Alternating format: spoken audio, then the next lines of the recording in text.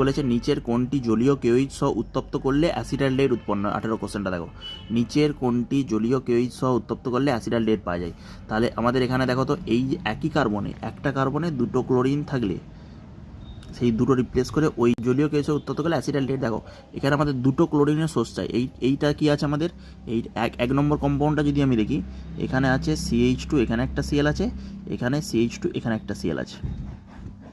এই যে কম্পাউন্ড আছে এখানে দুটো ভিন্ন ভিন্ন কার্বনে ক্লোরিন, যদি দুটো ভিন্ন ভিন্ন কার্বনে ওইচ আসে তাহলে আমাদের কিছু এখানে প্রোডাক্ট উৎপন্ন হচ্ছে না, মানে আমাদের অ্যাসিটালডেহাইড পাওয়া যাচ্ছে না। এবারে যদি আমরা দেখি, দেখো বিটা যদি আমি দেখি, বিটা হচ্ছে আমাদের অ্যান্সার হবে, এখানে হচ্ছে বিটা হচ্ছে আমাদের উত্তর হবে। বিটাতে যদি তুমি দেখো কী হয় বলো তো, দেখো এখানে বিটা আমাদের কি হয়, এই যে দেখতে পাচ্ছ CH3 CH2 CH2 তো CH3 CH Cl2 আছে তো, তাহলে দেখো এই যে CH3 এই হচ্ছে CH, এই Cl2 দুটো জায়গায় দুটো OH লিখো, দুটো কি বললাম Cl2 দুটো জায়গায় দুটো OH লিখো, এই একটা OH, এই একটা OH। এবার এখান থেকে এখনও কী বার করব, এখান থেকে এখনও ওয়াটার বার করব, এখান থেকে এই H আর এই OH মিলে ওয়াটার বার করব। ওয়াটার বার করলে কী পড়ে রাখলো, CH3CHO, অ্যাসিটালডিহাইড।